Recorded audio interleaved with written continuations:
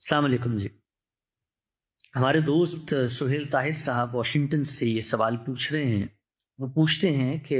غامدی صاحب نے اپنی کتاب میزان میں یہ بات بیان کی ہے کہ قرآن مجید کے درست مدعا اور صحیح فہم تک رسائی اس وقت تک ممکن نہیں ہو سکتی جس وقت تک آپ اس کی زبان کو نہ جانتے، یعنی اس کے جو اسالیب ہیں، اس کا جو بات کرنے کا انداز ہے، اس سے ذوق آشنائی آپ کی نہ ہو، تو آپ اس وقت تک قرآن مجید کی شرح و وضاحت یا اس پر تدبر نہیں کر سکتے۔ آپ کو پہلے یہ جاننا پڑے گا کہ قرآن کی زبان کیا ہے، اس کا بات کرنے کا انداز کیا ہے، اس کے اسالیب بیان کیا ہیں۔ پھر غامدی صاحب اپنی بات کی وضاحت میں یہ بھی کہتے ہیں کہ قرآن کی جو زبان ہے، عربی زبان ہے یقینی طور پہ، لیکن یہ وہ عربی نہیں ہے جو حریری و متنبی یا زمخشری و رازی یا مصر و شام کے آج کے اخبارات میں لکھی یا پڑھی جاتی ہے، بلکہ یہ عربی معلّہ ہے، ایک مختلف قسم کی عربی ہے۔ اس سے سہیل طاہر صاحب نے سوال اٹھایا، اور بہت اچھا سوال ہے ان کا، کہ وہ کیا جوہری فرق ہے جو حریری و متنبی، زمخشری و رازی اور مصر و شام کے اخبارات اور قرآن مجید کی عربی کے اندر ہے، یعنی دونوں عربی زبان کے اندر ہیں، تو عربی زبان کے اندر ہونے کے باوجود وہ کون سا ایسا جوہری فرق ہے، اس کو مثالوں سے واضح کر دیں۔ تو اس حوالے سے میری جو طالب علمانہ انڈرسٹینڈنگ ہے اس کو میں شیئر کرنا چاہتا ہوں۔ دیکھیے، سب سے پہلی بات جو بہت غور و فکر کے ساتھ جان لینی چاہیے ہے وہ یہ ہے کہ جس وقت آپ کمپیریزن کر کے یہ بتا رہے ہوتے ہیں کہ قرآن کی زبان مختلف ہے اور باقی عربی زبان کے اندر لکھے جانے والے لٹریچر کے اندر جو زبان زیر بحث ہے وہ مختلف ہے، تو یہ ایک ریلسٹک، یہ ایک من حیث المجموعی موازنہ کیا جا رہا ہوتا ہے، نہ کہ اجزاء کے اندر اتر کے آپ یہ موازنہ کر رہے ہوتے ہیں کہ قرآن مجید کی ایک آیت میں یہ بات یوں کہی گئی ہے اور زمخشری نے اس بات کو مختلف انداز میں کہا ہے، یا متنبی یا راجی اس کو کہتے ہیں تو یہ مختلف انداز ہوتا، بلکہ یہ مجموعی طور پر ان حضرات کے ہاں جس طریقے سے کلام تشکیل پا رہا ہے، اور یہ یاد رکھیں کلام تین چیزوں سے مل کر بنتا ہے۔ پہلی چیز ہے الفاظ کا انتخاب، دوسری چیز ہے جملے کی ساخت، اور تیسری چیز ہے بات یا گفتگو کا آگے بڑھنے کے مراحل یا طریقہ کار۔ یہ تین چیزیں ہیں جس سے کوئی کلام تشکیل پاتا ہے۔ تو ان تین چیزوں کو مجموعی طور پر آپ موازنہ کر کے یہ جانتے ہیں کہ قرآن کی زبان اور جو باقی عربی زبان کے لٹریچر میں چیزیں لکھی جا رہی ہیں ان میں کیا فرق ہے۔ اس کو اگر آپ سادگی سے سمجھنا چاہتے ہیں تو اپنی زبان کے اندر اس بات کو اپلائی کر کے دیکھیں۔ مثلا ایک ہمارے ہاں زبان کا معیار ہے جو خطوط غالب کے اندر کار فرما ہے، ایک زبان کا معیار ہے جو میر احمد دہلوی کی باغ و بہار کے اندر کار فرما ہے، ایک ہمارا زبان کا معیار ہے جو عبدالحلیم شرر کے یہاں کار فرما ہے۔ یہاں سے زبان کا ایک اسلوب اور ایک محاورہ اور ایک بیان کا انداز پیدا ہوتا ہے۔ یہ آگے بڑھتے بڑھتے بڑھتے بڑھتے یہاں پر آ جاتا ہے جہاں پر آپ نوائے وقت کا اداریہ پڑھتے ہیں۔ اب نوائے وقت کے اداریہ میں بھی اردو لکھی ہوئی ہے، اور خطوط غالب اور میر امن دہلوی کی لٹریچر میں بھی اردو لکھی ہوئی ہے، لیکن ان دونوں کی اردو میں ایک جوہری فرق ہے، اور وہ فرق یہ ہے کہ وہاں الفاظ کا انتخاب، وہاں جملوں کی ساخت اور وہاں بات کو آگے بڑھانے کا جو طریقہ ہے وہ باہمی طور پر مختلف ہے۔ تو آپ مثلا اگر دیکھیں حریری کو دیکھیں تو حریری ایک خاص دور کے اندر ایک خاص انداز سے گفتگو کرنے کا نام ہے۔ مثلا حریری جو ہیں ان کے مقامات بہت مشہور ہیں، انہوں نے اپنے سفر کے احوال کو بیان کیا ہے۔ جب وہ گفتگو کرتے ہیں تو اس کے اندر عبارتوں کے اندر ایک مسجع اور مقفع اور قافیہ بندی نہیں، نثر کے اندر قافیہ بندی کا ایک پرتکلف اسلوب وہ اپناتے ہیں۔ مثلا آپ حریری کا مقدمہ کھولیں تو بات شروع یہیں سے کرتے ہیں کہ اللہم نحمدک علی ما علمت من البیان والحمت من التبیان کما نحمدک علی ما اسبغت من العطاء واسبلت من الغطاء ونعوذ بک من شر اللسن وفضول الحسر ونعوذ بک من معرۃ اللکن وفضول الحسر۔ تو اب یہ دیکھیں اس کے اندر ایک تکلف ہے، قافیہ بندی نثر کے اندر لائی جا رہی ہے، الفاظ کا ایک گورکھ دھندا ہے۔ تو یہ ایک محاورہ ہے، یہ ایک اسلوب بیان ہے جس سے حریری کا شاکلہ بنتا ہے۔ تو اب اس کو آپ نے سامنے رکھنا ہے، جب آپ پڑھیں گے اس کو تو آپ کو پڑھ کے یہ اندازہ ہو کہ قرآن مجید کے اندر یہ تکلف نہیں ہے، قرآن مجید کے اندر یہ لفاظی نہیں ہے، قرآن مجید کے اندر محض وزن پیدا کرنے کے لیے ڈھونڈ ڈھونڈ کے الفاظ لانا نہیں ہے، بلکہ اس کا محاورہ، اس کے اسالیب حریری سے مختلف ہے۔ آپ متنبی کو دیکھیں، متنبی ایک شاعر ہے، اس دور کے شاعر ہیں جس دور کے اندر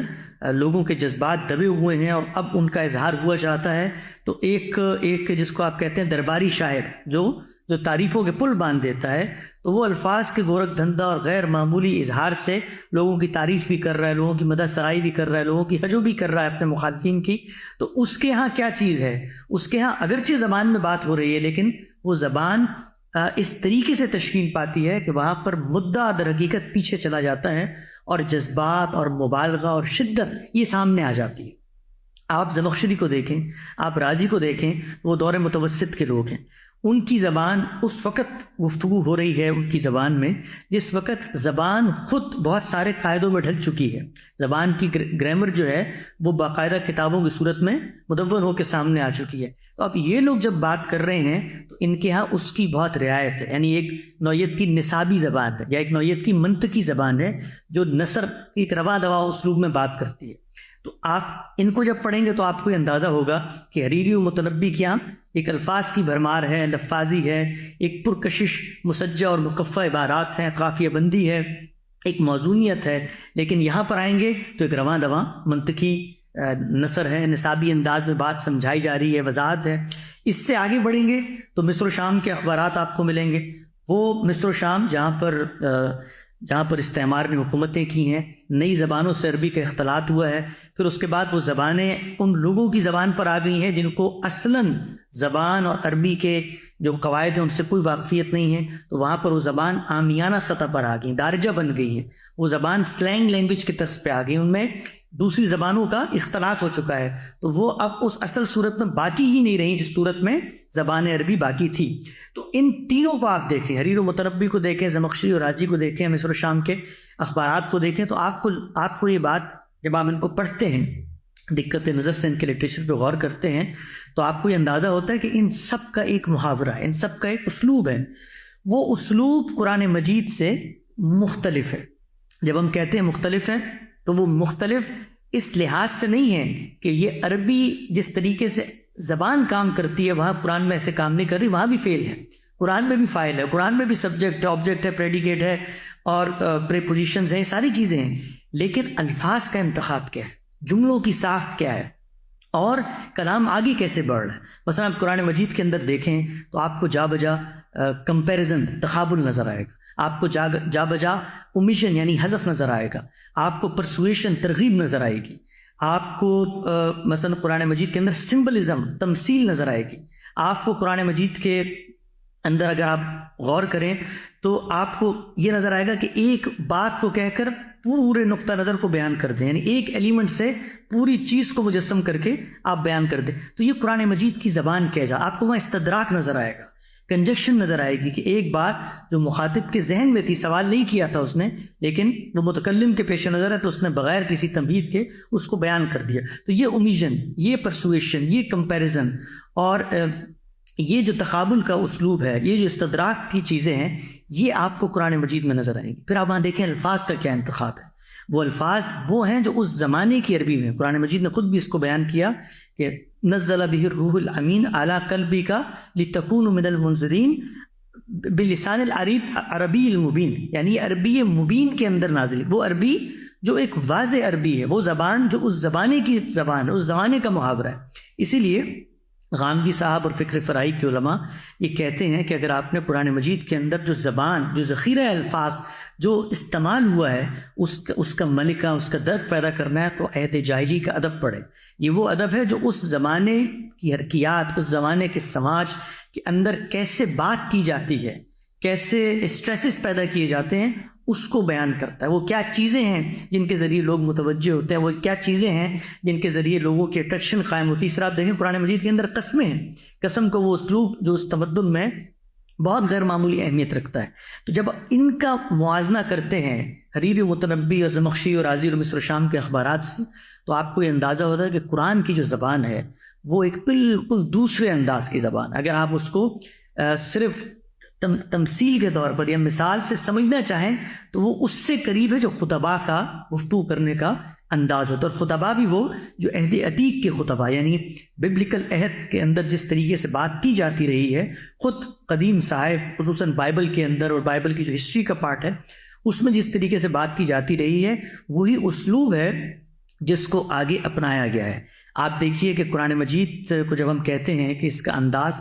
خطبے کا سا انداز ہے، کیونکہ اصلاً اپنی ساخت کے لحاظ سے وہ نثر ہے، لیکن وہ نثر یوں نہیں ہے بلکہ اس کے اندر قافیہ بندی بھی ہے، اس کے اندر ایک موسیقیت اور موزونیت بھی ہے۔ تو جب نثر اور شاعری دونوں کے امتزاج سے ایک ایسا کلام جس کے اندر پرسویشن، جس کے اندر امیجن، جس کے اندر جس کو آپ کہتے ہیں بات کا التفات ہو رہا ہے، مخاطبین بدل رہے ہیں، استدراک آ رہا ہے، تو یہ در حقیقت ایک خطیبانہ کلام، عہد عتیق کے خطباء کا کلام۔ آپ اگر جاہلی ادب کے خطابات پڑھیں جو اب مرتب ہو کے بعد اچھی صورتوں میں شامل بھی ہو کے آ چکے ہیں، تو آپ کو اندازہ ہوگا کہ خود قرآن سے پہلے جس انداز سے خطبے دیے جاتے تھے، قرآن مجید کی زبان کا اسلوب اور انداز بھی وہی ہے۔ تو خلاصہ اس گفتگو کا یہ ہے کہ جس وقت ہم یہ کہتے ہیں، یہ غامدی صاحب یہ کہتے ہیں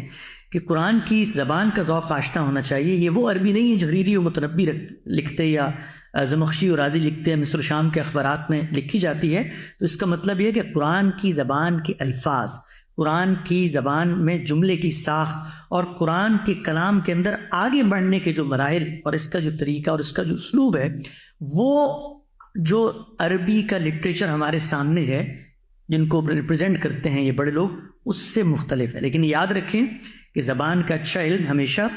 اپنے حاضر اور موجود سے ہی آدمی حاصل کرنا شروع کرتا ہے۔ ایک عربی جاننے والا اخبارات ہی پڑھتا ہے عربی کے، اس کے بعد وہ زمخشری و رازی کو ہی پڑھتا ہے، اس کے بعد وہ حریری متنبی کو ہی پڑھتا ہے۔ بلکہ موجودہ دور کے اندر بھی یوں نہیں ہے کہ حریری و متنبی اور زمخشری و رازی کے بعد عربی زبان موجودہ دور میں بالکل دارجہ اور عامیہ بن کے رہ گئی ہے، بلکہ ہر دور کے اندر ایسے لوگ رہے ہیں جو قرآن کی جو اصل زبان ہے، جو عربی کا اصل اسلوب ہے اور عربی کا اصل محاورہ ہے، جو کلاسیکل زبان کہلاتی ہے، اس کو محفوظ کرنے کا کام کرتے ہیں۔ آپ موجودہ دور میں بھی دیکھیں تو اصحاب المحافظین پورا ایک گروہ ہے ادبا کا جو اسی کلاسیکل انداز اور محاورے اور اسلوب کو لے کر گفتگو کرتا ہے۔ طه حسین ہیں، عباس محمود عقاد ہیں، لطفی منفلوطی ہیں، حافظ ابراہیم ہیں۔ آپ ان کی کتابیں پڑھیں تو آپ کو اندازہ ہوگا کہ جو زبان ہے وہ کام کس طرح کرتی ہے، لیکن قرآن کی زبان کی جو ذوق آشنائی ہے وہ برسوں کے بعد اور بڑی محنت کے بعد اور بڑی دقت نظر سے مطالعہ کرنے کے بعد حاصل ہوتی ہے، اور وہ ان سب کو پڑھ کر ہی آپ پہنچتے ہیں اس جگہ تک جس سے آپ کو یہ اندازہ ہوتا ہے کہ قرآن مجید کی زبان کیا ہے۔ یعنی ان سب کو یوں نہیں ہے، اس عبارت کا مقصد غامدی صاحب کا یہ نہیں ہے کہ ان کی عربی مختلف ہے، قرآن کی مختلف ہے، لہذا ان کو نہ پڑھیں۔ انہی کو پڑھا جائے گا تو معلوم ہوگا کہ عربی زبان کیا ہوتی ہے، کیسے کام کرتی ہے، مختلف ادوار میں اس نے کس طریقے کی پریزنٹیشنز اپنائی ہیں۔ اور پھر جب آپ اس سطح سے گزر کے وہاں جائیں گے جہاں پر جاہلی ادب کا آپ مطالعہ کریں گے تو آپ کو اندازہ ہوگا کہ قرآن کی زبان کس نوعیت کی۔ تو یہ وہ بات ہے جو غامدی صاحب اپنی کتاب میں بیان کرنا چاہتے ہیں۔